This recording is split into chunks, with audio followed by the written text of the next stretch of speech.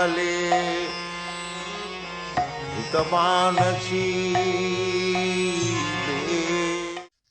Krishna, everybody, and thank you very much for joining our series on Dasa avatars or pastimes, various pastimes of Krishna. So, as we all know, Krishna has unlimited forms, and he uses these unlimited forms or his activities, which we call pastimes, as a way to sort of attract the souls back to him, because we're obviously all part and parcel of Sri Krishna. So this series, what we're looking to do is look at different forms which are quite, I think, infamous amongst bhakti practitioners, as we call them, Dasa avatars, so different forms of Sri Krishna. So what we aim to do is to understand these pastimes of Krishna, to sort of develop our increase our understanding, and also increase our sense of love and devotion towards him. So last week we looked at the first two avatars, which were Matsya and Kumadev, and today I believe we're looking at Varaha and Narasimhadev. So I know Keshav Prabhu usually gives a quick recap of last week's session before we kind of carry on and look at the next two avatars. So just want to make sure that we make this an interactive session. If you have any questions or comments throughout, please either unmute yourself and ask a question, or if not, if you're feeling a bit camera shy, just pop it in the comment section. I see there's a few of you joining us on the Facebook live stream as well. Please do pop any comments or questions you may have on the Facebook comment section, and I'll be looking at it throughout and we'll be fielding questions.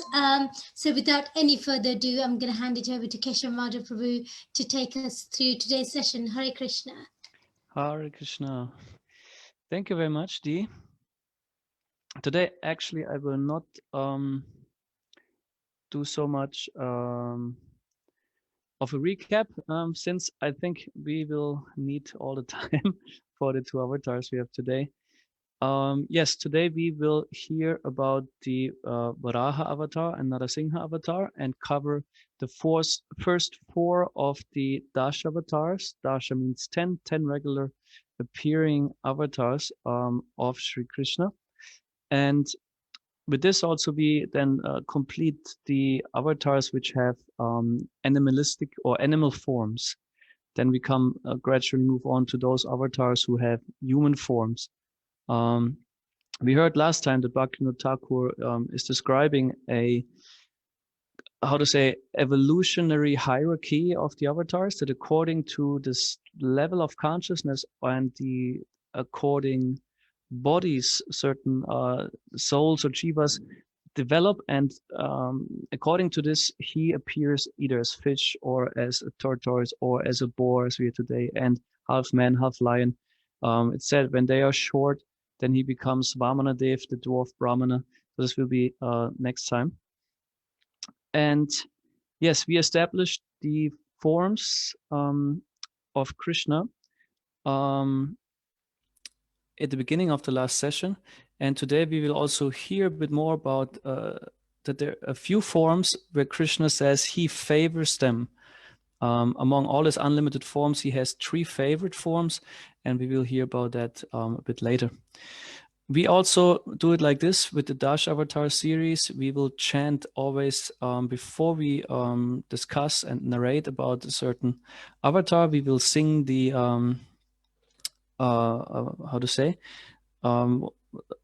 one line of a song from Jayadev Goswami, which is a great Vaishnava poet in our line, and he composed the Dasha-avatar Stotram, in which all the Dasha-avatars are being glorified. So it will immediately put you on, or put them on the screen.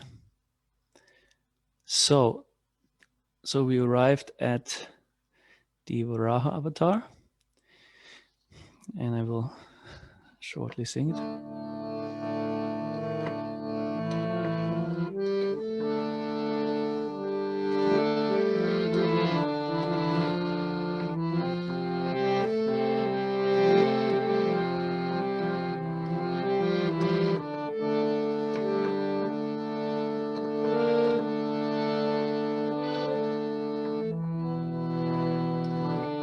Just a second.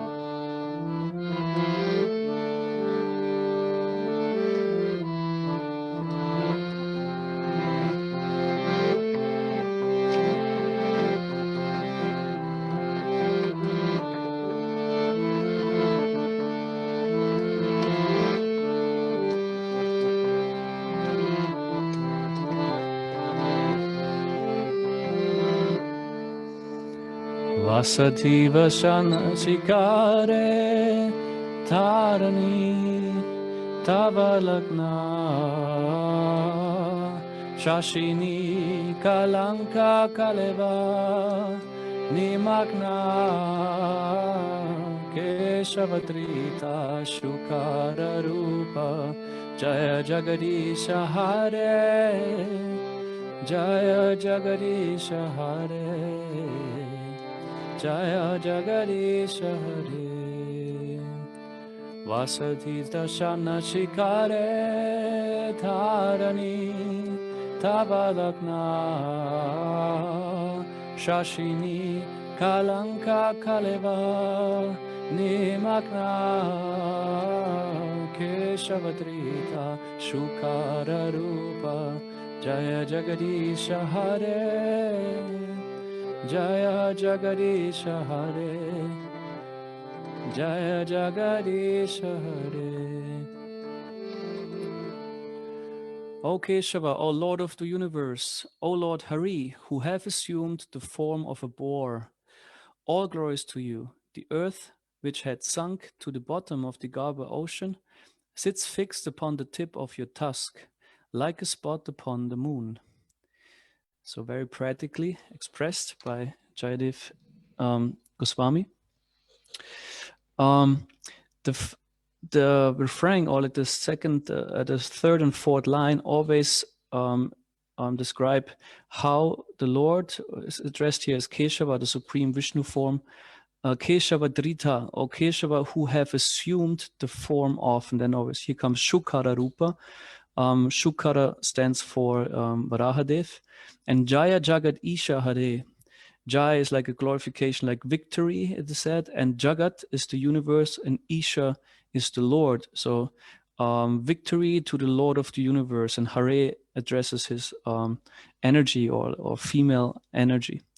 So the Lord is always glorified as the supreme controller of the universe, and how he assumes different forms also in order to reveal his supremacy. And we discussed last time that Krishna himself states different reasons why he appears when he appears, and they are to be found in the Bhagavad Gita in the 4th chapter. And he says as a second shloka in which the reasons are described, he says, Paritanaya sadhunam vinashaya chaduskritam dharma samstapanataya sambhavami yuge yuge.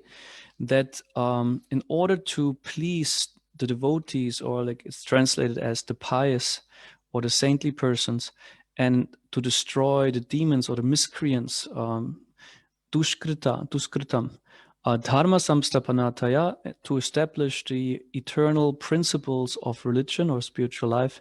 So I appear millennium after millennium, he says, in his transcendental form. And there's always stressed that the forms of Vishnu are never to be considered anything material, although they might appear or like give an appearance of being a material form.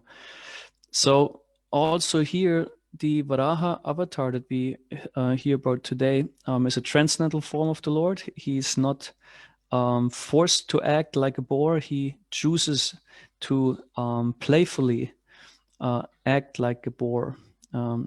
And there are two reports. We find the story of Varahadev in the 3rd canto of the Srimad Bhagavatam. And in the Srimad Bhagavatam, sometimes different reports from different ages are being amalgamated or like put together. And also here, Vidura, the sage Vidura is inquiring from the sage Maitreya, and Maitreya in his narration puts two stories of two different ages together, where two purposes of the Lord are being then at the same time there, means to please the devotees and to destroy the demons. One is in the Svayambhuva Manvantara. Svayambhuva Manu is created by Lord Brahma. Lord Brahma, as we heard in the Pastime of Creation series, is the secondary creator in the universe, and he is also responsible that the universes get populated, and for this he manifests different gods or demigods. Some of them are called Manus, the fathers of mankind. So Swayambhuva Manu, Swayambhu is actually a name of Brahma also, which means the unborn, or who has not taken birth from a material mother and father. He is directly, or he appeared directly from the lotus flower coming from the navel of Garbhodakasha Vishnu. So he brought forth Swayambhuva Manu in this particular age. In each day of Brahma, there are 14 Manus. And according to this, they're so-called Manvantaras, and they're even Manvantara avatars, they are called. So actually the categories of avatars sometimes seem to know no end. There's limitless, or so many forms of the Lord. And this Swayambhuva Manu also was provided by Brahma with a wife, and they were supposed to populate the earth. The time in which that happened was actually still a partial devastation. So from the report in the third canto, it becomes clear that Brahma's day again must have started already, because Brahma was awake, and also Swayambhuva Manu was being manifested. At the same time, the waters of devastation were still up. We have heard that at a partial devastation, which occurs when Brahma is going to sleep, most of the three planetary systems are being over flooded, because the ocean level of the universe is being raised from being filling half of the universe up to approximately 3/4, I guess, or like even a bit more.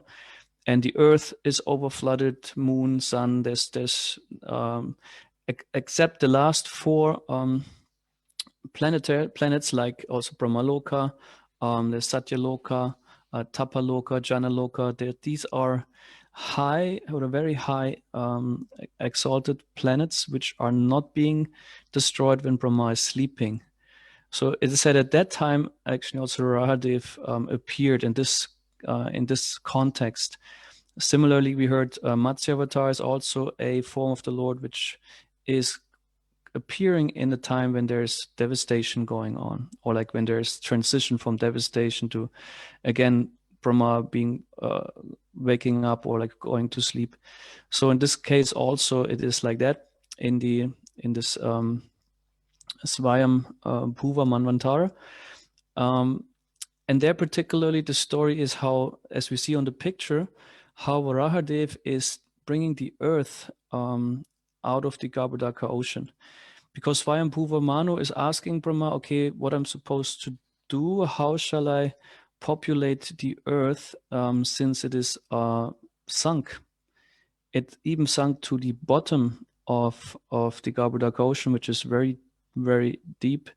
We heard that the universe has a diameter of, I think it was 4 billion miles, if I'm correct, at least an unbelievably large number.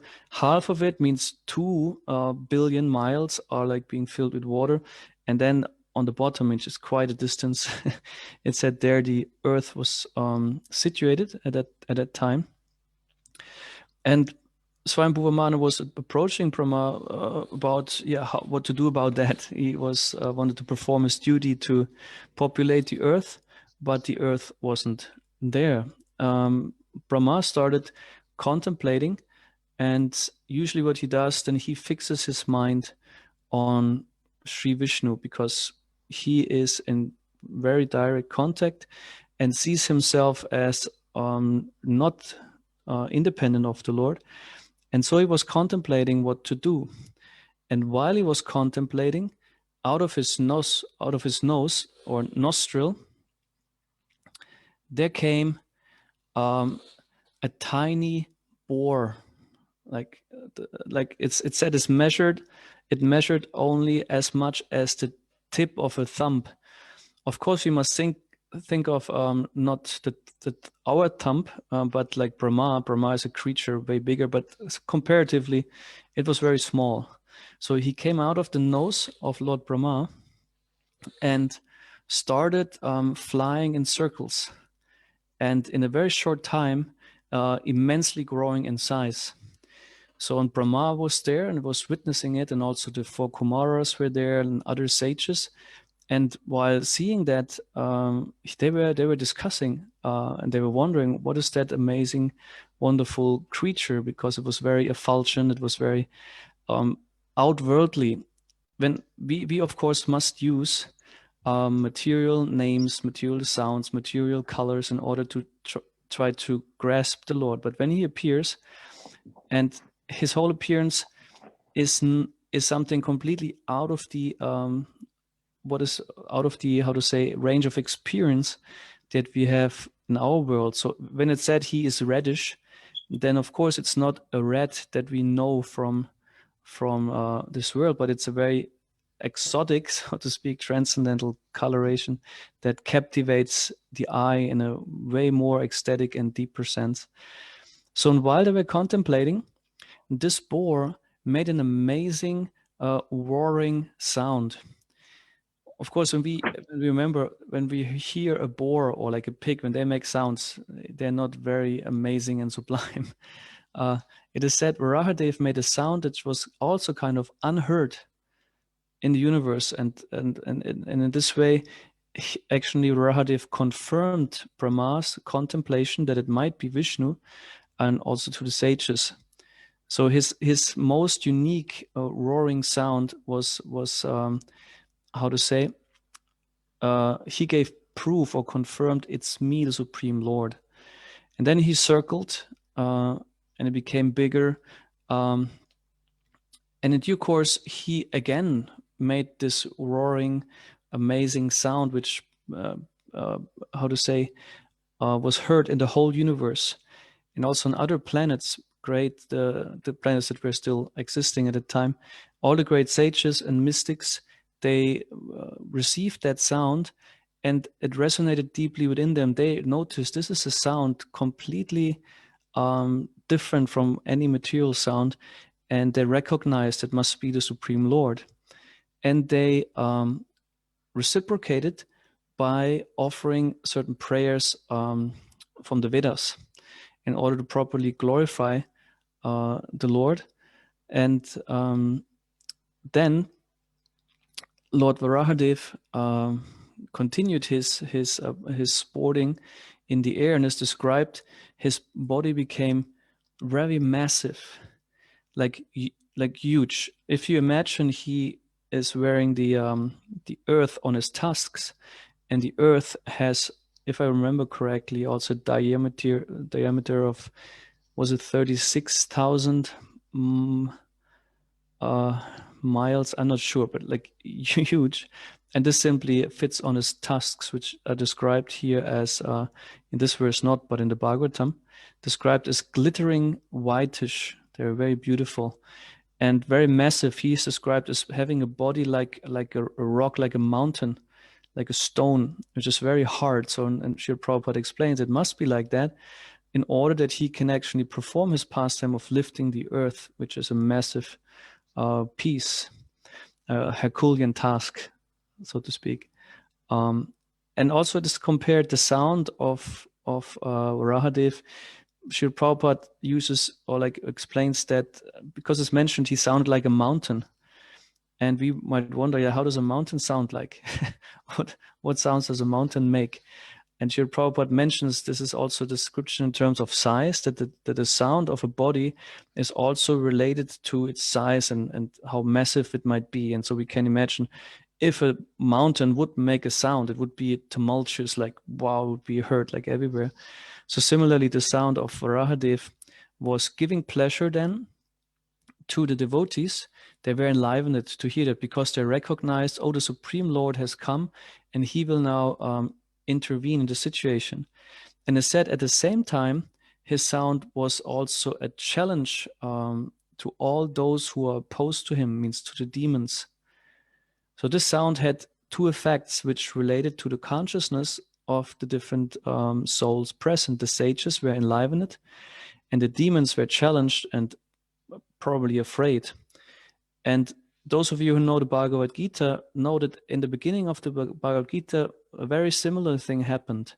When the two armies assembled on the battlefield of Kurukshetra, it is described in the first chapter how after the different constellations of the armies are being described, the Pandavas and their armies on one side, the Kauravas on another side, that they all blew their conch shells, including Krishna.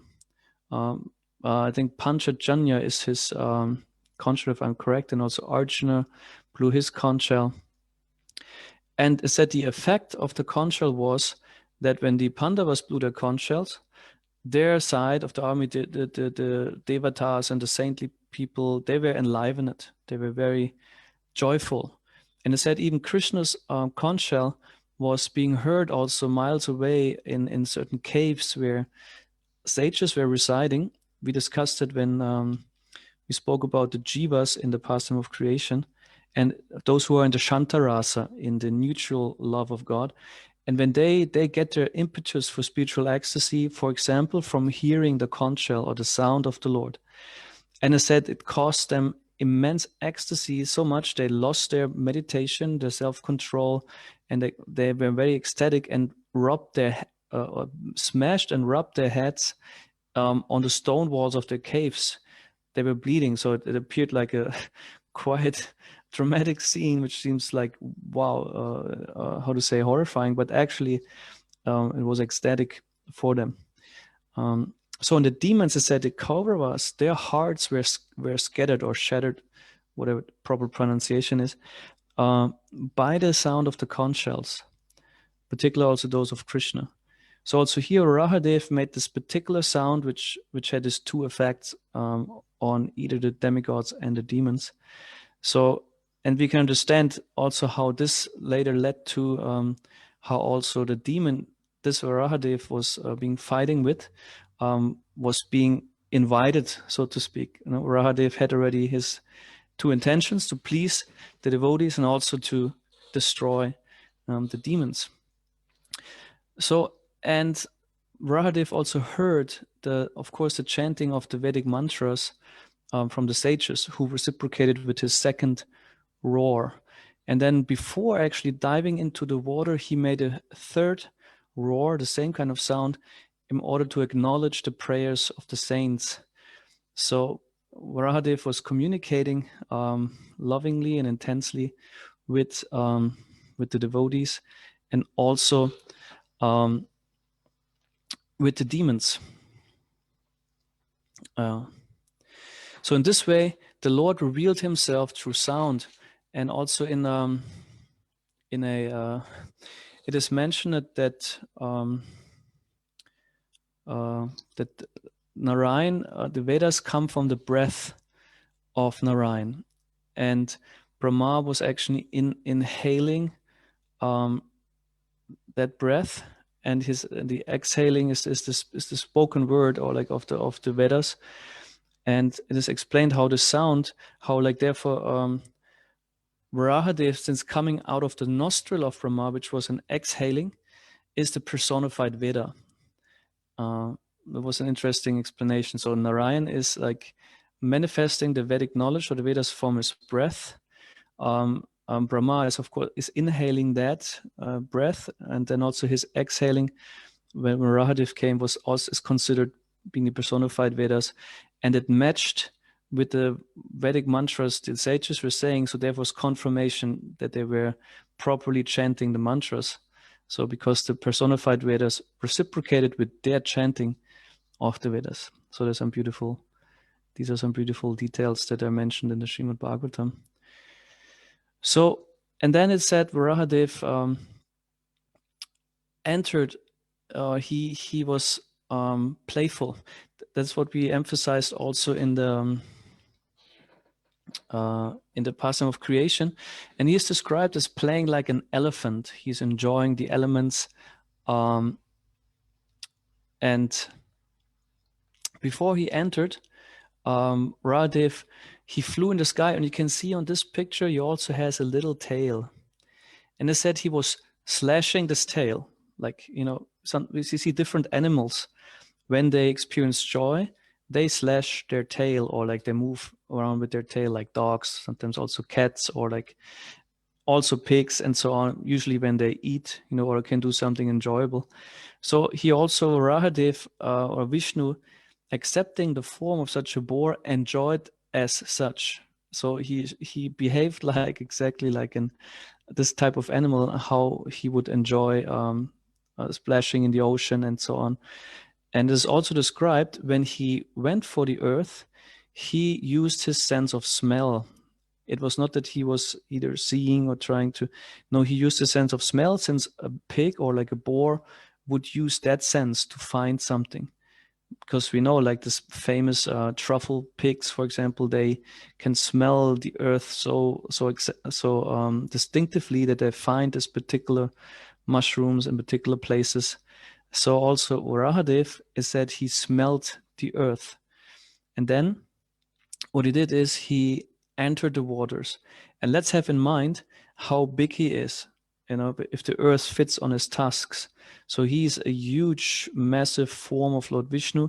And when he entered the ocean with his sharp hoofs, it said his hoofs are so sharp they just cut right through the water. And he cut the Garbhodaka ocean into two halves. They're like two arms, like coming up when he was entering. And the ocean was very afraid, thinking, oh my God, I'm being cut in two pieces. Please, Vishnu, don't destroy me.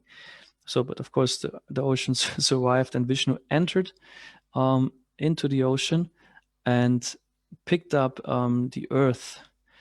So maybe some of you are familiar with the whole, how to say, a discussion that's going on in the last time again, more frequently, and maybe is more prominent.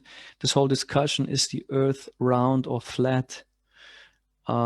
I was just thinking of it today when I considered that pastime, that it would make sense somehow, like according to my limited capacity to imagine that the earth is rather like an island, like a dvipa instead of a loka, although it's called planet, might be also dvipa, because just imagine that most of the earth is water according to the picture we have, and you see the globe, you know, you have the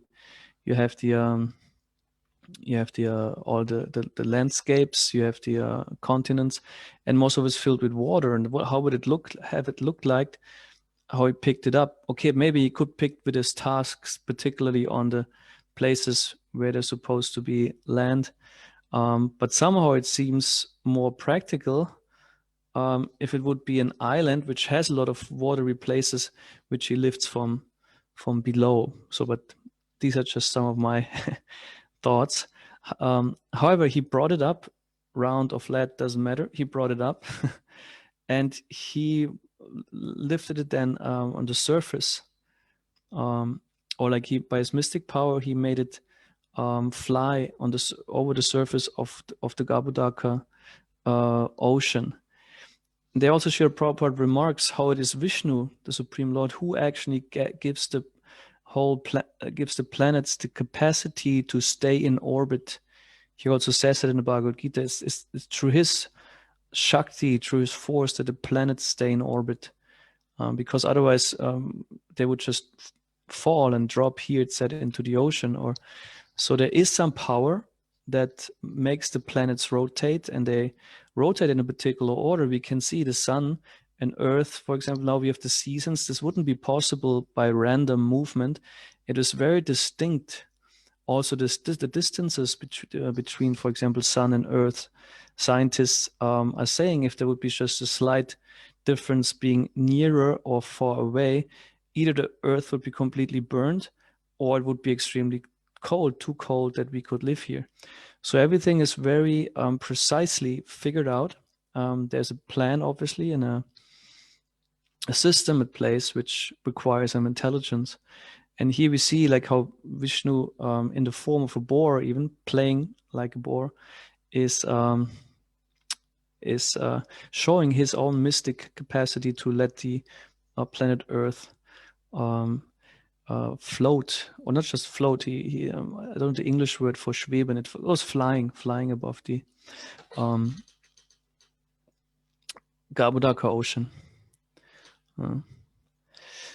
So this is one story how he pleased the devotees, because then, of course, the earth was available and could be populated by Swayambhuva Manu. And then we hear another story how Varahadev is also killing a particular demon. This is this one. We see here, and this is Hiranyaksha. Hiranyaksha is one of two demons. Hiranyakashipu is his twin brother, and there's a whole story behind that which fills quite a few chapters of the Srimad Bhagavatam. And this is a story of the two gatekeepers in Vaikuntha, Jai and Vichai. These are two transcendental personalities, and this is described also in the third canto how the four Kumaras once entered into Vaikuntha. They are self-realized souls, and also the Vaikuntha realm has some doorkeepers. Although Vaikuntha is at the place without fear, one might wonder, yeah, what need is there for doorkeepers or like here this kind of security guards? What threat is there? And it's described also in the Brahma Samhita that the threat is not in the sense of that it could be attacked in that way, but that transcendentalists like mystic yogis or impersonalists or like those who are actually not fit to enter that realm, that they can't pass. In the Brahma Samhita, there's described that how in four directions also a certain tridents which cut into half all those mystic yogis who are actually not fit to enter, but to try to maybe force themselves in. So Jai and Vichai were there, and they took offense, or like they felt it's improper for the four Kumaras, which were little boys, and they were naked.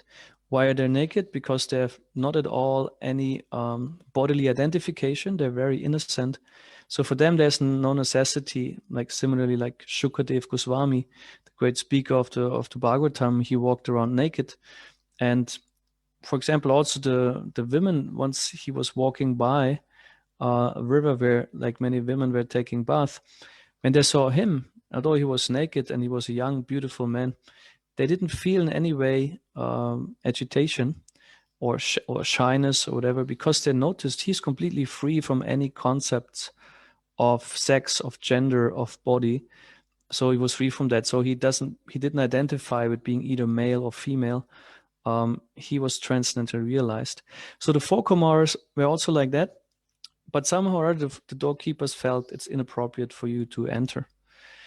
So, and there's a whole consideration, and then at the end, Jai and Vichai get cursed by the four Kumaras to take birth in the material world, and they have to come as demons. And this is also that they have to come not only once, but 3 times. And this we will find in the next few sessions of this series, that Hiranyakashipu and Hiranyaksha, which are Jai and Vichai, the two doorkeepers, they appear 3 times at different Dash avatars.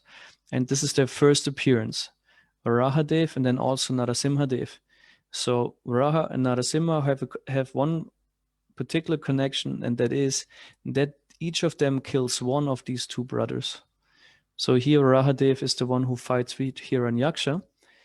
Hiranyaksha was the younger twin brother of Hiranyakashipu, and he was always eager to please his elder brother, and he has a club, and he was very much in a fighting spirit all the time. So he went through the universe and challenged us everyone. They conquered the universe. We will hear later that Hiranyakashipu, the elder twin brother, received powerful benedictions that made him almost invincible, or like he could almost not die. And as also Srila Prabhupada mentions in one purport, that also Hiranyaksha received practically the same benedictions. So they were both very proud and very, intoxicated by their power. Both of them have Hiranya in their names, and this means gold. Hiranyakashipu means also gold and bad, which indicates their tendencies for luxury and sex. That's what the material world is usually run by: lust for things, for possession, for power, and for sex. These are this is a driving force for the material nature. And they were very strongly built, it is said. They had steel-framed bodies. They were really tall. It is said they were like giants. They reached the sky. Like they were extremely big, because also their parents were demigods, actually. The parents of Hiranyakashipu and Hiranyaksha are Kashyapa Muni and Diti. These are powerful Prajapatis. Kashyapa Muni was also a devotee of Lord Shiva. And the problem was that Diti wanted, or like pushed her husband to have sexual intercourse in order that she gets pregnant at an improper time. There are particular times which are considered proper and some improper. And this was very inauspicious. So and as a result, these two demons took birth in Diti's womb. And she was aware of that, and because at that time it said when they united, then this is the time when Lord Shiva travels with all the ghostly creatures. It's like in the morning. I don't recall the exact time. It's an early morning time, actually, and so that's very inauspicious to get pregnant, so to speak. Yes, she carried these two for 100 years, quite a long time, because she was also concerned, but already like strong omens were manifesting when they took birth, like very horrible natural disasters took place, all kinds of creatures appeared. So they managed to take over the universe practically. And Hiranyaksha was on the search on the lower regions of the universe, there where the Garbhodaka ocean is closed. We see here in this picture, we have here also the earth, how it is being rested upon the surface of the water by Varahadev. And Hiranyaksha went to Varunadev, the god of the waters, to challenge him for a fight, although he knew he had no chance. And he mocked him by falling at his feet and begging him, "Please, glorious one, give me a battle." So in this way, being very arrogant, and Varunadev was very hurt. It was pierced. And he said, no, practically he said, "I'm too old for that." He mentioned, "I'm kind of retired. I'm not anymore in the position to fight battles. But there's Vishnu, who might be a worthy opponent for you." And he described that he might find out Vishnu in the area. And then Hiranyaksha went and he found Varahadev in his Vishnu in the form of this boar, and immediately started to insult him, and seeing, "Hey, you took this earth there, that's actually mine, and you're an amphibious beast." He called him a beast, he not recognizing the sublime nature of the Supreme Lord. And we can see here on this picture that they both have maces, and they were very expert mace fighters. So, and it so happened that in due course, when Vishnu fights with the demons, he's not just like, well, killing them at an instant and that's it. No, actually, he creates a whole scenery in which the thing becomes more dramatic. And he gives particular power to the demons to fight with him. And it is also described how, of course, first Hiranyaksha went to smash Varahadev, tried to hit his chest, but Varahadev dodged. And then they both fought very expertly with the mace, and they landed hits on each other, and they said both were bleeding. It's also said that that Vishnu or Varahadev is manifesting bleedings. And this also causes quite anxiety or terror for the demigods when they see what's happening. So they're very moved. And also Vishnu does that in order to encourage the demons, just imagine if you would have just no chance, like whatever you hit or throw, or like however you fight the opponent, nothing happens on his body, you will be discouraged very soon. And what to do? So, but Vishnu is also encouraging the demons by appearing to get hurt, by appearing to perhaps being inferior at times. So this whole battle raged on.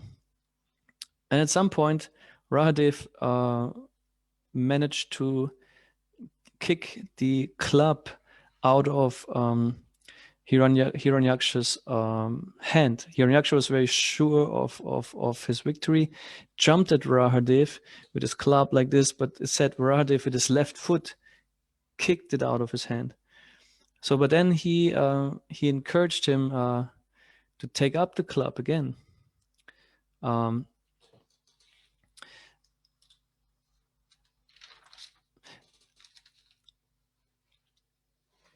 But Hiranyaksha was then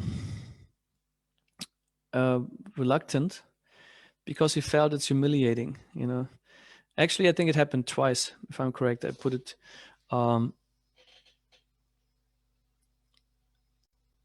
Yeah, so sorry, I forgot there's so many details.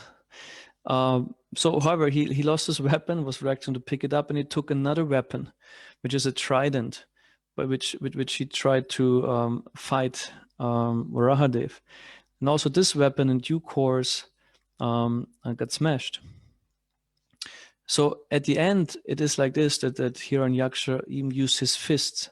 He tried to beat the Lord, and then even tried to take the Lord in the circle of his arms and squash him.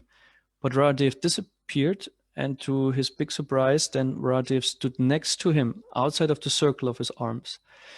And it's a meaningful gesture. This is where Srila Prabhupada emphasizes that this is the one big mistake demons and materialists makes. They think they can measure the Lord or kind of capture the Lord within their limited capacity of matter or material intelligence, material strength, and this will never work. The Lord will always be puzzling to them because they rely on a very limited source of power to grasp the unlimited. So ultimately, in the fight, what happened then, Hiranyaksha was a powerful demon. They had all kinds of mystic powers, and he created so many illusions. In the Srimad Bhagavatam is described also in other situations where demons create powerful illusions that can even kill the person that is within this illusion because it appears so real. The mind makes it real, like there's rain of pus and stool and urine, all kinds of demonic creatures appear, animals that attack, and so on. But since Varaha is Vishnu, the master of all mystic powers, he manifested his Sudarshan Chakra. This is his most famous weapon, this disc he has on his finger. And Sudarshan means Su means beautiful, and Darshan means sight or vision. So it reveals, it gives us beautiful vision, so to speak. He dispelled all the magic tricks of Hiranyaksha and ultimately hit him once on the on the root of his ear, and then his body started reeling and his eyeballs popped out of the sockets, and then he fell down, giving up his body. So this is how Hiranyaksha died. And then we see here Varaha is reddish. It said when he did that, when he killed Hiranyaksha, and again to confirm that he is Vishnu, he accepted a transcendental bluish complexion. It's also described that Varaha sometimes appears red, sometimes blue, and sometimes also white. And sometimes he appears directly out of the ocean, and sometimes he appears right out of the earthen shell of the universe. In this instant, he appeared from the nostril of Brahma. So each pastime is a bit slightly different. So in this way, he fulfilled again his two purposes. He paritranaya sadhanam vinashaya chaduskritam. He pleases the devotees and he destroys the demons. And we have here again a beautiful picture how he's victorious and manifesting his form as Vishnu. This is a beautiful deity I captured in South India. Also today I will share with you some of the pictures when it comes to Lord Narasimhadev from our South Indian tour. There's some interesting places to see. All right. So far, that will be the first half of our session. Are there any comments or questions in regards to Varahadev? We do have questions. So this is a question we've got from Jay Krishna from Facebook. So they're asking the question. The first one is, why does Krishna choose animal avatars? He could choose whatever he likes. So why animal parts? And the second part of the question is, in other religions, it is forbidden as a great sin to worship animals. Would be helpful to explain, and if you could post the referring Shastra sources, that would be great. So essentially, why did he choose to come as an animal form? And also, in other religions, they say it's classed as a bit of a sin to worship animals. Thank you for the question. As we quoted, or as I quoted before, Bhaktivinoda Thakur, one of our great acharyas in our line, in his Krishna Samhita, in the 4th chapter, if I'm correct now, he mentions the evolutionary or hierarchical list or system of the Dasha avatars, this 10 regular incarnations. And he points out that Krishna, or the Supreme Lord, reciprocates with the living entities according to their level of existence. And some, of course, since all the living forms that we have, animal forms, plant forms, they're all inhabited by a soul. In each body is a transcendental soul, no matter how developed this body is and how either high or low by material standards it might be. And Vishnu reciprocates with all of them. And I said, if Bhaktivinoda Thakur explains, if they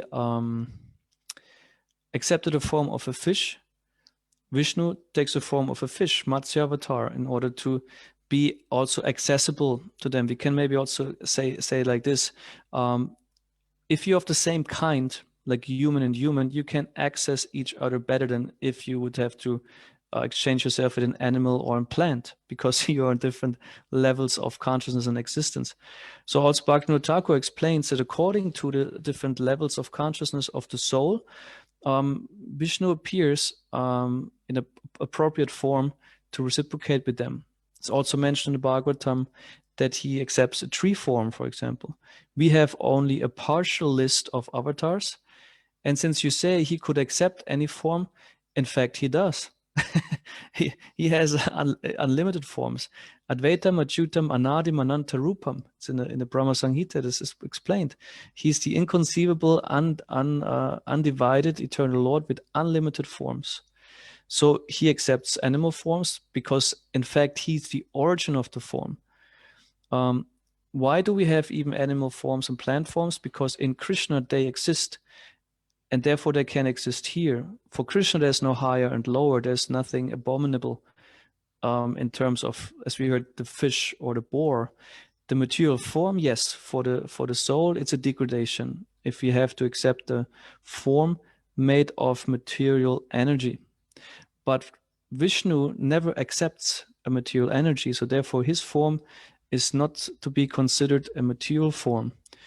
And you address that certain religions, particularly either, how to say, forbid, if I understood correct, to worship animals because there might be some cults. This is has to be seen, I guess, in context, because Krishna describes in the Bhagavad Gita, also in the 17th chapter, it's called the different types of faith. And that relates to that we as souls, we are influenced by 3 modes of nature: sattva, rajas, and tamas, in particular, how to say, mixes. And according to that, we develop a certain worldview, a certain consciousness in which we relate to the world.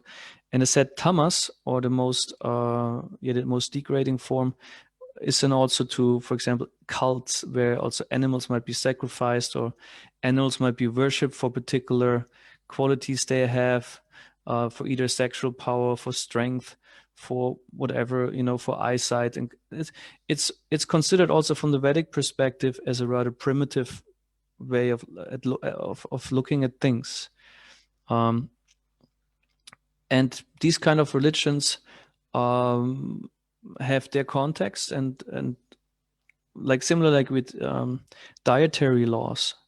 There's certain laws in Judaism, also in Islam, certain animals you can eat, others you don't. There's a distinction based on either cleanliness, for example. You don't eat pigs because they're not clean, since we speak of pigs, or they eat. Also in our tradition, the pig is often used as an example for a very low form of life, since it eats stool, it has sex indiscriminately, and is happy with living in most abominable conditions. So, but here Vishnu shows that each form also has its glory. In each form also of the Lord, in each of his creatures, some portion of his own glory, of his own creativity, out of his own creativity is manifested. Besides that, it has sometimes quite strong disadvantages. So I hope this satisfies your comments and questions. Thank you. We've got two other questions from Shraddha. So the first one is, why does Krishna use his devotees to act as demons? Are all the major demons in Krishna Leela devotees only acting as demons? Yes. In this, it is said that Vishnu is, Srila Prabhupada in some lectures, I don't have the exact quote now, in some lectures I heard that the regular jivas are not powerful enough to be, suitable opponents for Vishnu when he comes into the material world. Sometimes Srila Prabhupada, he calls the atheists and scientists in the Upanishad, he mentions Hiranyakashipu as a great demon, and he said, I mean, even this great demon Hiranyakashipu was being slain by Vishnu. What to speak of the little insignificant Hiranyakashipus of our time who have comparatively no power. As far as I understand, only the devotees or like this forms, they can give him proper fight. Because even if although they externally act as demons, they know how to please him when it comes to fighting, because we see also in the original transcendental world, the cowherd boys, for example, they wrestle with Krishna. They have also this chivalry rasa. So there's an original form of it. Krishna enjoys fighting, and of course he likes if also the opponent gives his full 100% to fight him, so that he also enjoys the pastime. And in the second canto of the Srimad Bhagavatam, there's a certain Virat Rupa conception, which is called, it's a fictitious form, but there it is mentioned that demons, for example, they represent his courage, or like how to say, fighting spirit. So the glory of the demons is their particular boldness. They're fearless when it comes to fighting. They sometimes that, of course, it turns into stupidity and kind of being foolish, but still they have that capacity to simply really fight. And so far as what I heard, he empowers his devotees because they can give him particularly good fight, and in a way that they accept the demoniac mentality. Of course, also with the smaller demons, he fights, but it's part of his nature. He wants to enjoy, also a battle. This is what I understood. What was the second? Sorry, Shraddha, did that answer your question, or did you want to come back, or? No? I think we can then carry on. All right, thank you.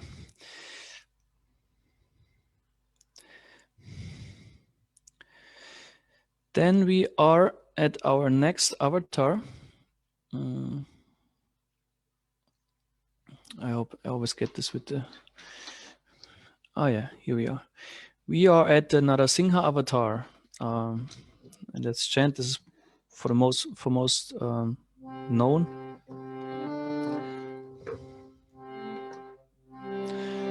Tavakara kamalavare nakam adbhuta shri.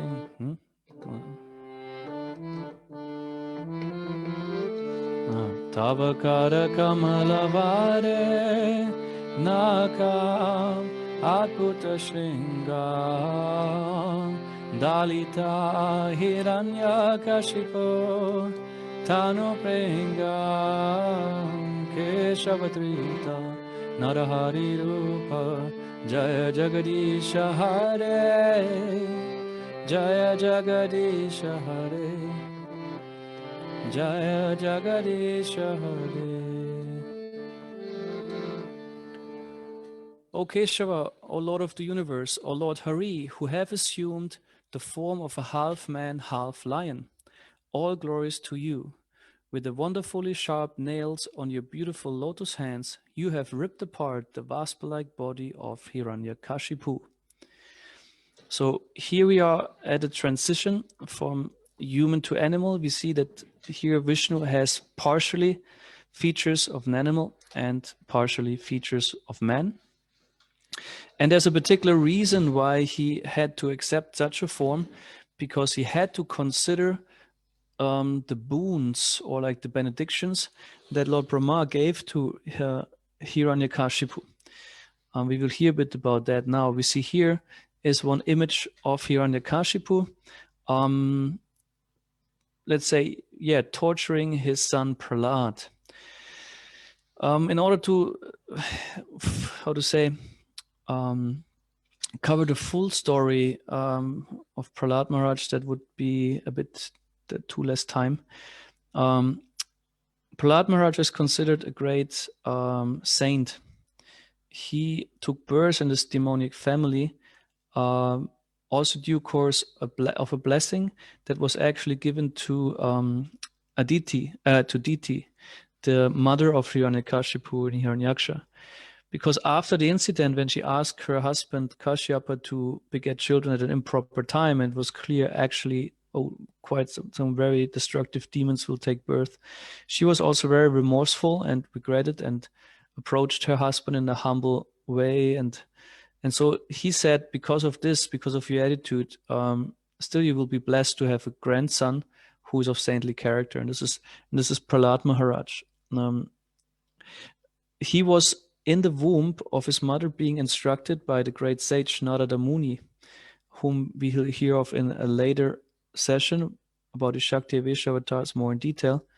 He was, by the way, also the one who told Hiranyaksha where to find Varaha-dev.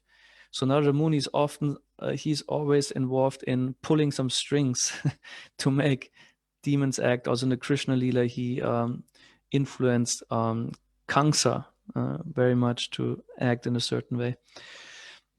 So Hiranyakashipu managed to conquer the whole universe. And that is because he performed some austerities which were hard to perform for anyone. And so he managed to stay, he performed austerities that required him standing in a certain position for an amazingly long period of time. And his renunciation made him so powerful, he affected the whole universe in its elementary functions. Demigods were disturbed and so on, and they went to Brahma. And Brahma heard about it, and they also revealed to him the intentions of Hiranyakashipu. He wanted nothing less than to be in the position of Brahma, actually, to be the Lord of the universe, to control everyone, be most powerful, have all mystic powers, and ideally forever. Prabhupada also says it's the desire of the demon, like trying to eternally enjoy and control everything, being in this illusion that they can be God. So his renunciation was very powerful. And when Brahma first came to see him, he couldn't find him. And that was because he was actually covered by an ant hill. And because these ants, in due course, they figured there's some something eatable standing here, immovable, and we can eat all his skin, his flesh, his blood, his fat, his organs. They ate everything practically except the bones. But then Brahma could figure that in this anthill there was quite some powerful presence, and there was Hiranyakashipu, and Brahma was amazed to see, wow, even your body is practically gone almost. You managed to keep your life heirs even within these bones. So what blessing do you desire from me? So, and he sprinkled some little water, Brahma, from his kamandalu, this little water pot he has, on the bones, and then actually Hiranyakashipu again regained a physical body, which had a beautiful golden complexion. Here again we have Hiranya, golden. Also Hiranyaksha is said to have, they both have actually golden appearances, golden complexions. This was one of their desires. So then he asked for all the blessings, and he was not at all shy to list all of his demands, which was practically, give me a power of all living entities, give me all the fame that belongs to it, all the rule and everything and everything. And he listed this whole thing. And he also asked him in many negative terms how he cannot be killed. He practically wanted to exclude all the possibilities how he cannot die, because he knew if I would ask Brahma to make me immortal, he could not give that benediction because he himself isn't. So, but he figured would be a smart way to exclude, to terminate all the options how to die, and in this way become immortal, cannot be slain by any creature that Brahma has created. So that's good. It's a smart one, so to speak, not by natural forces, not at day, not at night, and so on. He listed all kinds of conditions under which he could not be killed. And Brahma was moved to grant him that. So then Hiranyakashipu became very powerful. He conquered the heavenly planets. He took over Indra's palace, which is the king of the demigods, and he resided in Indraloka and ruled practically the whole universe. And everyone worshipped him except Shiva, Brahma, and Vishnu. All the other demigods, they had to worship him. Like it's also when we see nowadays some dictatorship, all those even who are under the dictation, they have to worship even if they don't want to, because otherwise they die. Hiranyakashipu was also a very cruel ruler, punishing very hard. So the whole universe was in terror. Something amazing though happened. What usually is being achieved by pious activity, that when Vishnu is pleased, the earth, for example, is flourishing, giving enough grains, cows give milk, and so on and so on. These things happened. Although Hiranyakashipu was very demonic, he was always drunk, intoxicating himself, violating all Vedic rules, still the earth was very flourishing. Why? Because she was so afraid. So he achieved, interestingly, a result which was usually achieved by pious spiritual activities, by his mystic power of being such a horrible demon who could force all that, or the universe, to function. So the demigods, of course, they were afraid, and they turned to Vishnu in order to get relief, because they felt, whoa, what is going on here? This is like this horrible dictatorship. And Vishnu also appeared in the form of a voice and assured them, when he will torture his son Prahlad, then I will come and kill him. So because this was Hiranyakashipu's downfall, he seriously mistreated his own son Prahlad Maharaj. And why did he do that? He had also other sons. He had altogether 4 sons. But Prahlad was the one who exhibited devotional attitude and a theistic spirit. Hiranyakashipu was very, interestingly, in a sense, he was atheistic, although he was a theist at the same time. Usually when we speak of demons in this context, most people think atheists, but it's not true for Hiranyakashipu and Hiranyaksha. I mean, they were even in touch with Brahma, and they were very conversant in Vedic knowledge. Why? Because they descended from demigods. Diti and Kashyapa Muni were the parents. So they were actually equipped with a lot of Brahminical knowledge, power, culture, And Hiranyakashipu, even in the Srimad-Bhagavatam 7 canto, speaks perfect Sankhya philosophy to his own mother and his family when Hiranyaksha died. He was very disturbed when Hiranyaksha died, and he got very angry at Vishnu because he felt now Vishnu became partial. He's supposed to be impartial, but now he plotted with the demigods they could kill my brother. That was his point. So there was no question of there is no God in that sense. Still, the perception of God was perverted. They just thought, okay, he's a powerful being. He's Vishnu, Supreme Lord. And he even speaks Vedic knowledge, glorify this perfectly distinguishing body from soul, and so on. The whole illusion this he himself was in. And he had this power, like this knowledge to be actually a very God conscious person, more or less. At the same time, he had strong demonic tendencies because that was his destiny. So yes, what did I say? Yeah, when he was very inimical toward Prahlad because Prahlad did not acknowledge his father's parent supremacy. That was Hiranyakashipu's desire. I'm the supreme. Look, I rule the universe and you obey me. And he tried to, there were two teachers of Prahlad who tried to teach him all the demonic principles, but Prahlad rejected. And he even influenced his classmates, his other fellow students, to take up bhakti yoga, to become devotees of the Lord. And he challenged completely this materialistic conception of life. And that caused quite some upsetness in Hiranyakashipu. And he tried in many ways to actually kill Prahlad. Tried to throw him he threw him in a cave with many poisonous snakes. But Prahlad was not attacked. Then he tried to boil him in seething oil. Nothing happened to Prahlad. Threw him from a cliff, like where he would have actually been smashed. Nothing happened to Prahlad. So actually, that should give him some, should make him wake up, but it didn't. He was somehow or other just maybe convincing himself that Prahlad got lucky. I don't know what, but he went on. If you try to kill someone over and over and over in so many ways and it doesn't work, most people would really seriously question what's going on here. You know, why can I not kill this person?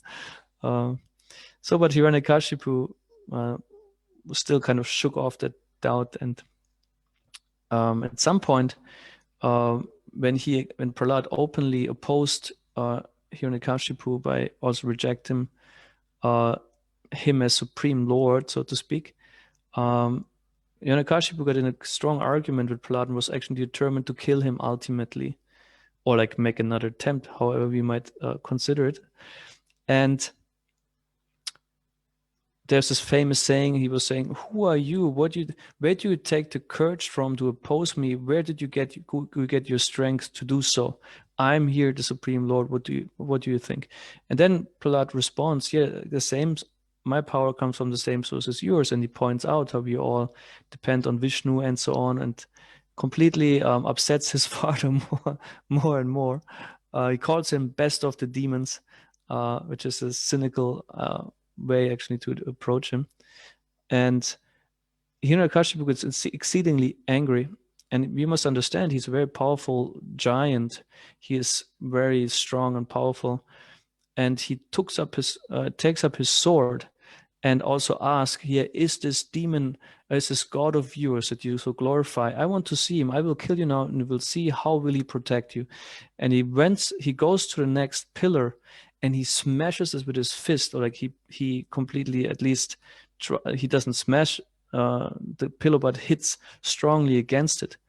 And then we are again with the sound, some strong, tumultuous, unknown sound came out of the pillow, and it appeared like the universe would crack open. That was the sound that came out of the pillar. And there was some rumbling, and like the whole universe was becoming aware something intense is going to happen. So, and it went on, and Hiranyakashipu was about to kill his son, Prahlad. And at that moment, then Prahlad, Narasimhadev, the half man, half lion form, came out of the pillar in order to challenge Hiranyakashipu for a fight. And here he assumed the form, it said half man, half lion. If you read the descriptions, it was not so clear for Hiranyakashipu to ascertain what is that form, because there was no form that was available within the material world so far. It had to be, because the benedictions of Brahma were no creature or like form of life that exists in this world can kill you. Then there are creatures which have partially animal features and partially human features. So, but here Vishnu managed to create a form that has no equivalent so far in the material world. So, and the lion is a very powerful being, and the Narasimhadev form is the form of protection also for the devotees. Now, we in this movement worship Narasimhadev for the purpose of protection. Protect the movement, protect Guru, protect your bhakti, protect, like remove obstacles so that we actually can progress on our path of devotion to Radha Krishna. That's the understanding we have. So here Narasimhadev appeared, and there's a form at first which is also installed in one of our temples in Sridhar Mayapur in India, and this is the Sthana Ugra Narasimha. Sthana or Stamba is the pillar, and Ugra is intense or like intensified anger. Sthana Ugra Narasimha is the form of Vishnu, of Narasimhadev, who came out of the pillar and was completely charged with immense anger. Like I said, this is the most intense form ever. So, and then there, accordingly, when he then releases his anger, he has different stages of how he is Narasimhadev. So it is said, first he slaughtered all the demons or like the soldiers of Hiranyakashipu because they were coming to him to fight. And it said, Vachranaka, Vachadamshtra, Karmashayan. Vachranaka means, and Vachadamshtra means he has nails and teeth just like thunderbolts. They're intense and cutting and forceful, and he kills all the demons. And it said Hiranyakashipu was actually, we don't see it on the picture, but he was disappearing in the effulgence of Narasimhadev. It said you couldn't see him anymore just because Vishnu was so radiant, so powerful, that Hiranyakashipu disappeared within him. So gradually, in due course of the fight, of course, here also Narasimhadev was playing with Hiranyakashipu. He grabbed him once, but then allowed him to slip. And this is, Srila Prabhupada explains us in the purports, he compares it to Garuda, who sometimes plays with the snake before he eats it, sometimes lets it escape. Or like we know with cats, they like to play with their bait, you know. So also Narasimhadev did the same thing with Hiranyakashipu. And here's the final moment where he kills Hiranyakashipu on his lap. Because one of the benedictions is Hiranyakashipu, he said, I cannot be killed on the ground nor in the air. So nor at daytime nor at nighttime. So what happened here is he took him on his lap. It was neither on the floor nor in the air. And it was the time of dawn, dawn or dusk. I don't know, like when the sun set or sun rises. I don't know exactly. It was in this intermediate transition period from day to night where he died. And then the weapons were his nails. They were not weapons from this world. And so in this way, Narasimhadev fulfilled all the benedictions Lord Brahma gave and still managed to kill Hiranyakashipu, showing that actually no one can escape death. No matter how much you try in this material world, you cannot. Ultimately, time will kill everyone. So that's what we can also take from here. So he said, we see here in this picture, he has many arms. And it said also, we see here also he has the conch shell and he has the lotus. And usually the club and the Sudarshan Chakra are his weapons. But as explained, Narasimhadev was so angry that he used also those things which are usually meant for giving blessings, like the lotus and the conch shell. He also killed demons with it. So he killed demons with lotus flower and conch shell as well. So that's also described in the Srimad Bhagavatam. So then when the scene, when Hiranyakashipu was slain, Narasimhadev was still very charged. He was the most intense form of anger, and no one dared to approach him. And they sent Prahlad because they knew, okay, Prahlad Maharaj is the devotee of Narasimhadev. Actually, Prahlad Maharaj worshipped Govinda or Krishna. There was no Narasimhadev in that sense before, because Prahlad Maharaj prayed to Govinda always to protect him, means to Krishna. And then Krishna, in order to protect Prahlad, assumed the form of Narasimhadev. And it is said that Narasimhadev is one of his favorite forms. We mentioned before that there are 3 forms that are particularly dear to Krishna. His original form, the Swayanrup, where Krishna is playing flute. Then we have Ramachandra, which the greenish, with the greenish complexion, with bow, where he is a human. And then Narasimhadev. These 3 forms are most liked by Krishna. There's a whole discussion, which we will enter in another session, in the Srila Bhagavatamrita. It's called the Para-avashta forms. And it starts with the doubt raised by King Yudhishthira, how we discuss how if they are all Bhagavan Supreme, why did they give different results to the demons being killed and so on. So Narasimhadev is one of these 3 forms that is most dear to Krishna. And Prahlad managed then to pacify Narasimhadev. We see him here in a more peaceful state. And it's also said, like as we heard before, Varahadev was acting like a boar. Narasimhadev was also acting like a lion, or like the category of cat. It said, and he also cared for Prahlad Maharaj by licking him, his body or his face, like a lioness or lion would lick his cub or her cub. So it said it's also how Narasimhadev expressed his affection toward his devotee in that form of being a half lion, half man. So we can see Narasimhadev is enjoying his pastimes by assuming all these forms and acting like that. Like the lion is a very ferocious creature when he hunts, and when they kill, they're very powerful. And here we see a form, because the different forms of Narasimhadev have different names according to their state of, let's say, mind. This is called Yoga Narasimha. Yoga Narasimha means that he is in the process of cooling down from his anger. It is said it took him a year. So we can see our anger usually maybe lasts a few hours, maybe a day or 2. But our mind is not so steady in any kind of emotion. But Narasimhadev's anger lasted for a year, and he was practicing some form of yoga to cool down. And you see, if you go to South India, you find a lot of Narasimha temples. We will see that. We are a bit over time today, but I hope it's fine for all of you. And it said sometimes you see a Yoga Narasimha deity with closed eyes, and sometimes you see a Yoga Narasimha deity with open eyes. And there's a story that for 11 months he was simply practicing his yoga in order to cool down. You see also his hands are here, his weapons are put down. Okay, here he holds the Sudarshan Chakra still, but he's in a more mood of cooling down. And in the 12th month, actually Garuda came to him and asked, we would need you again in that form because another great demon is making trouble, practically. So, but Narasimhadev refused. He says, no, I have to cool down now from this anger. And he equipped Garuda Dev with his bird carrier with some weapons and Shakti so that he could take care actually of the demon. So he completely cooled down in 1 year.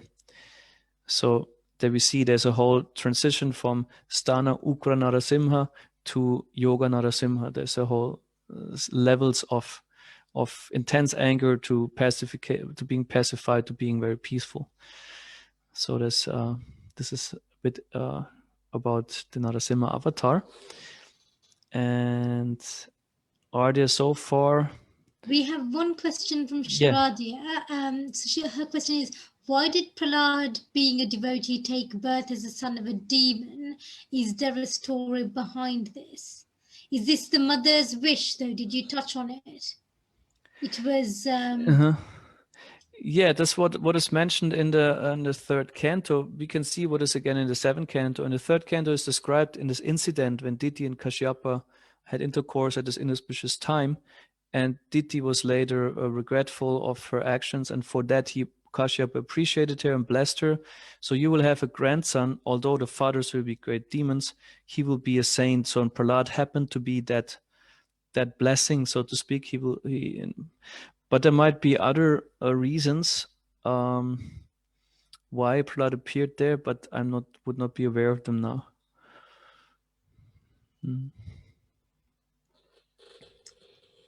I've not got any other questions on Facebook, so. All right. Okay. Some of you might have been to India, perhaps even South India. And in South India, you find a place called Ahobilam. It's a whole area. It's canyons. I live in Switzerland. We have quite some mountains, but actually when you go there, you see different proportions of mountains and canyons. It's huge there. They're also often reddish stone. And this is the home of 8 principal Narasimha forms. So we can do a whole parikram. And if you would do that, be ready. You will have, I'm sure you never have walked so many stairs as you will be walking there. It's like just quite something. So we went there, and what you see here is the Ugra Stamba in Ahobilam. So that's the mountain you see on top there. This is where where Narasimhadev came out of the pillar or the column. And this is the remnants or like of the palace also of Hiranyakashipu, it's said. So this area is the place where Narasimhadev appeared. And you can see it's quite high. And you see on top there this little, oh, what's happening now? Here, there's the place where you can circumambulate. We will see pictures more. This particular place where Narasimhadev appeared. And here you get a bit of impression of the canyons, whatever the camera could capture. You can see some proportions. And it's very high, very steep, everything. And usually pilgrimage is done also. Some go barefoot, which I find crazy. I wouldn't recommend it. At least have flip-flops or some shoes that are a bit more firm, because the stones are quite sharp and there's no security. So you have to be quite fit to really do that. Yeah, there are the 3 of us saying Haribol. This was our driver and guide. So it's good you need to have someone who speaks Tamil. Otherwise you're probably lost there in South India. Because Tamil Nadu, the whole district, that's what they speak. Then we are a bit on top already. And you see it's all very rocky. And here you see it's from a distance. There's again the space where you go, and it's quite windy up there.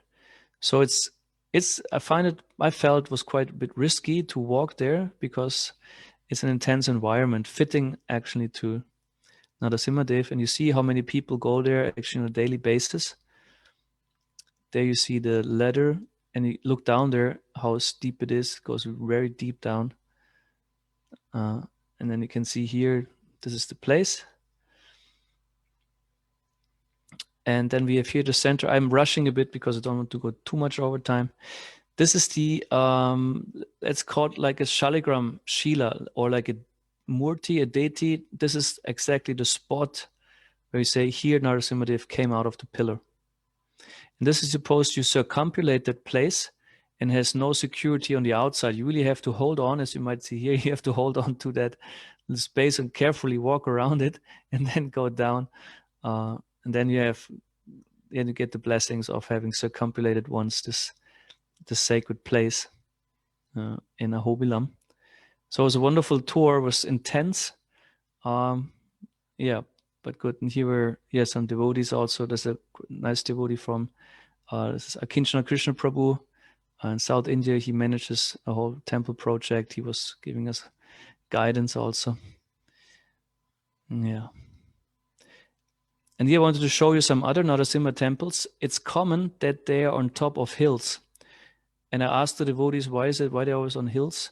And I said, the lions also, they're usually the lion or mountain lions, they live up there, and it's a more fitting environment for them. So always, if you want to see Narasimhadev temples, you usually have to make quite an effort, which is nice though. It's a pilgrimage effort. You walk quite a lot, and you're mission of a day is practically to see maybe 1-2 darshans, because the distances are big. You walk up there in the particular darshan times, you might wait a lot, and a darshan is only for a few seconds, and you push through. You cannot stand there for half an hour and see the deity. No, they're shortly opened, and then you have to capture it quickly and then go. And you cannot make pictures of the deities usually. So here we also up. You see one Narasimhadev temple quite uphill. I don't know how they do it now, if they need to close, I guess so, because Corona restrictions. There's another Narasimhadev temple. It's in the area of Vellore. It's also in Tamil Nadu, more in the north. So I find there were many wonderful temples of Narasimhadev. And here we have one illegally taken picture, because you're not supposed to take any pictures in these temples, of one Yoga Narasimha. And they have on the left and right, you have Shri and Bu, Lakshmi and Bhumi Devi is the personified earth. They always reside with Vishnu. You see this in all the Vishnu temples in South India. Or like this is from a stone pillar in one temple, some beautiful carvings of Lakshmi Narasimha. And then there must be another one. Yes, this is one beautiful murti, which is in Germany. Some of you might know. It's Prahlad Narasimhadev. It's in the Simhachalam farm in Bavaria in South Germany. One of my favorite deity, actually. So, yes. Okay. That would be it from my side. Do you have any more comments or questions? Don't have a questions, but I think we've got one from Shiva there very quickly. So it's explained that the demons in Krishna Leela represent anartas or unwanted elements, which we need to be purified from. Thus, what is the relevance of the Narasimha Hiranyakashipu pastime for our personal spiritual paths? All right. Thank you. Yes. There are particular descriptions by Bhaktivinoda Thakur about the Krishna Leela demons. I didn't find, for example, the demon Hayagriva I was trying to research. I didn't find something. There was a demon killed by Matsya-avatar. Hiranyaksha and Hiranyakashipu. Maybe you can speak generally. They always represent mainly the great enemies. And these are lust, greed, anger, envy, madness. This kind of there's six enemies of the soul. They're listed like this, and Krishna kills them ultimately all. Of course, for Hiranyakashipu and Hiranyaksha, like there was pride a lot involved, greed, pride, and lust. And these three things are very prominent in their behavior, as we can see. And they being slain, and also Krishna manages to we can see that he humiliates the demons by showing them how their apparent superiority or power is useless in face of the power of Vishnu. Now, he always makes clear, you have some insignificant little power and you're very puffed up. I can show you how your power is useless, or withdraw your powers. So in this way, also in the form of time, Krishna humiliates us all. He destroys all pride. Everything you can be proud of, might it be beauty, might it be strength, might it be intelligence, ability, or status, or riches, all of what you can be proud will be taken away by time eventually. And this is a great humiliation for everyone, unless you have the proper consciousness and understand these things are borrowed and they're temporary, and there's no need of being proud of them, because they're given by the Lord and taken by the Lord again. So I understand it like this, that the demons, we can observe a bit the qualities that they manifest, and we can see how Krishna is particularly, acting in a way that that their illusions are being really dispelled about their ideas of greatness and glory and so on. Yeah, unfortunately, I didn't find particular, or like I would have to research what particular explanations of acharyas would be there, what Hiranyakashipu and Hiranyaksha represent, because the Krishna Leela demons are particularly explained by Bhaktivinoda Thakur. Thank you for that. I think that's all in terms of questions and comments.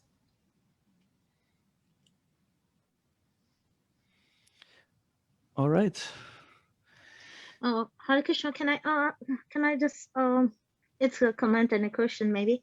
I was just thinking Varaha-avatāra, it's just because from the filthy place, it's only a pig. So because he has to pick up the earth from a very filthy plate, so that is the perfect body that you could think of. So I think I read somewhere. So that is the reason that the Lord has to take up that body. Yes, that's accurate. That's accurate. Yeah, for this task, yeah, he felt that the body of the pig is most suitable for that. Yeah. Okay.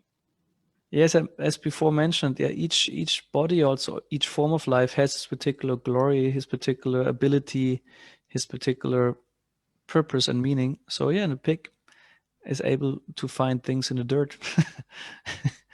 Like the most famous pigs of all are the truffle pigs. Yeah. Yeah, and I also missed Sharma says, Hare Krishna Keshav. Thank you very much for an interesting class. Much in appreciation. Thanks, Sharma. It's thank nice. you. All right. Yeah, then let's bring it to a close here. Thank you very much for participating again. And yeah, let's. I'm not sure yet if this third part will be right next Sunday. I will be in touch, and yeah, would be happy to have you again as participants. Thank you very much. Grantarshim Bhagavatam ki jai, Shri Prabhupada ki jai. Hare Krishna. Haribol. Haribol. Thank you. Thank you, Hare Krishna.